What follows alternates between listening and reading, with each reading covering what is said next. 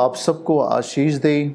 आज के दिन के लिए पुनः परमेश्वर की उपस्थिति में हम सब अपने आप को लेकर आए और उस वचन को जो जीवन का वचन है उसे स्वीकार करने के लिए, उसे अपने जीवन में अच्छे स्थानों पे काम करने के लिए हम जब अपने आप को तैयार किए हैं तो प्रभु का आत्मा जो कहता है कि स्वतंत्रता का आत्मा, छुटकारे का आत्मा हमारे जीवन के लिए प्रदान किया जाता है। आज हम पुनः उस वचन को जो विश्वास का वचन कहा जाता है, जीवन का वचन कहा जाता है, सब प्रकार की शांति का वचन कहा जाता है, उस वचन को आज हम अपने जीवन में जगह देने पाएंगे, ताकि उस वचन के द्वारा हम अपने जीवन में कल्याण का अनुभव प्राप्त करें और अपने परिवारों में संपन्नता और आशीष के रास्ते को खुलते हुए देखें। तो आज परमेश्वर जो आपसे कहना चाहता है, जैसे कि प्रभु के दूत ने कहा कि जा और परमेश्वर के मंदिर में खड़े होकर जीवन के वचन सुना। दूत ने कहा जीवन के वचन सुना। तो ये जो जीवन के वचन है ये हमारे चरित्र को शुद्ध करते हैं, हमारे विवेक को शुद्ध करता है और हमारे लिए मार्ग खोलता है। तो आज हम बड़ी विनम्रता और नम्रता के साथ प्रभु के सम्मुख अपने आप को बनाएं और उस वचन को जो जीवन का वचन कहलाता है उसे अपने जीवन में जगह दें। हम जानते हैं कि परमेश्वर का आत्मा, जैसा कि वचन कुरिन्थियों कहता है कि जहाँ पर परमेश्वर का आत्मा है वहाँ पर स्वतंत्रता है। प्रभु का आत्मा जहाँ है वहाँ आज़ादी है। मतलब जहाँ पर प्रभु का आत्मा होता है वहाँ पर पाप और बुराई का आत्मा ख़त्म होता है। जहाँ पर परमेश्वर का आत्मा प्रबल होता है वहाँ पर अंधकार का आत्मा समाप्त होता है। जहाँ पर परमेश्वर का आत्मा रहता है वहाँ पर गुनाह, पाप और व्यभिचार का आत्मा ध्वस्त होता है, समाप्त होता है और परमेश्वर पवित्रताई का आत्मा, सुगमता का और स्वच्छता का आत्मा देकर हमें संभाल लेता है।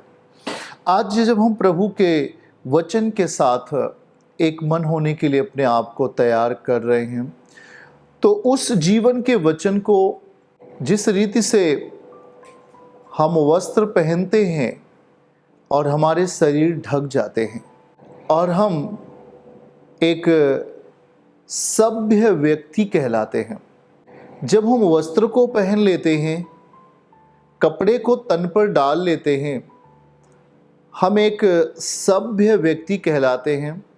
एक समझदार व्यक्ति में हमारी गिनती होती है। हाँ, कहते हैं कि ये व्यक्ति अपने शरीर पर वस्त्र को डाल के रखा है, ठीक है, लेकिन अगर वही व्यक्ति नग्न टहले तो व्यक्ति कहेंगे कि ये सही नहीं है या इसका दिमाग ठीक नहीं है, ये डिस्टर्ब है। याद रखें कि परमेश्वर अपना वचन हमें पहनने के लिए, हमें धारण करने के लिए देता है। यह वचन एक वस्त्र की नाई है, यह वचन एक श्रृंगार की नाई है जो हम अपने जीवन में धारण करने से, बाइबल कहती है, नंगे नहीं पाए जाएंगे। हम जब वचन को धारण करते हैं तो हम संसार की बुरी अभिलाषाओं से हट जाते हैं या हम बच जाते हैं या हम छुड़ा लिए जाते हैं। संसार की बुरी अभिलाषा एक संसार का वैभव है, संसार का वस्त्र है, और जब संसार के वस्त्र को हम अपने जीवन में आने के लिए जगह देते हैं तो यह वैभव जो संसार का है हमारे लिए शर्मिंदगी को पैदा करता है अनंत काल तक के लिए। लेकिन जब हम वचन का श्रृंगार करते हैं, सच्चाई का श्रृंगार करते हैं, परमेश्वर के भय का श्रृंगार करते हैं और इस वचन को अपने जीवन में धारण कर लेते हैं, एक नया मनुष्यत्व धारण कर लेते हैं, तब हमारा शारीरिक मनुष्य खत्म होता है, उसकी सामर्थ्य समाप्त होती है और हम नए युग में या नए जीवन की सी चाल चलने लगते हैं। बाइबल का वचन सिखा रहा है, कह रहा है कि अपने आत्मा के अंदर की तमाम बुरी चीज़ों को दान कर दे। हम अपने अंदर की तमाम बुरी चीज़ों को फेंक दें। हम अपने तमाम अंधकार की चीज़ों को, झूठ की चीज़ों को, फरेब के चीज़ों को वो हम गिरा दें, फिर उन्हें ऊंचा नहीं उठाएं, फिर उन्हें अपने पास नहीं रखें। मतलब कि परमेश्वर हमें श्रृंगार करने के लिए देता है, वचन का श्रृंगार। जिस रीत से एक स्त्री गहना पहनती है और अपने शरीर का श्रृंगार करती है विवाह के समय, विवाह होने के बाद, उसी रीति से हर एक मनुष्य उस जब सर्वशक्तिमान से जुड़ना चाहेगा तो उसके वचन के अधीन आकर उसके वचन को एक श्रृंगार की तरह अपने जीवन में स्वीकार कर लेता है। तो जब एक व्यक्ति श्रृंगार करता है, वो बेहतर दिखाई देता है और एक सामर्थ्य को लेकर चलता है, परमेश्वर की उपस्थिति को लेकर चलता है, उसके पीछे संपन्नता और सफलता आती है। लेकिन जब एक व्यक्ति पाप की परिस्थिति को पहनता है, पाप की परिस्थिति का श्रृंगार करता है, तो उसके पीछे संपन्नता न जाकर के व्याकुलता और तमाम प्रकार की शर्मिंदगी उसके पीछे हो लेती है। तो हम जब प्रभु को जानते हैं तो 2 कुरिन्थियों 5:17 बाइबल का वचन कहता है कि सो अब जो मसीह में हैं वे एक नई सृष्टि हैं, पुरानी बातें बीत गई, देखो सब कुछ नया हो गया है। तो नया हो गया है, ये हम कब प्राप्त करते हैं? नई जिंदगी कब हम अपने जीवन में अनुभव करते हैं? जब वो सर्वशक्तिमान 1 यूहन्ना 4:10 हमें चुन लेता है, हमें अपने पास बुला लेता है, हमसे प्रेम करने लगता है, तब हमें वह जीवन जो अनंत काल का जीवन है हमें अनुभव कराता है।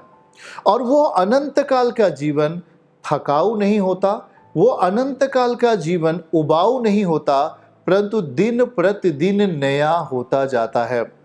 उकाब के समान बल देता है, हमें गिरने से बचा लेता है, हमें थकने से बचा लेता है, वो हमें नया बल प्रतिदिन देता है। जैसे कि वचन यशायाह लिखा, जो यहोवा को खोजते हैं वे नया बल प्राप्त करेंगे। परमेश्वर को जो खोजते हैं वो अपने जीवन में नया बल प्राप्त करते रहेंगे।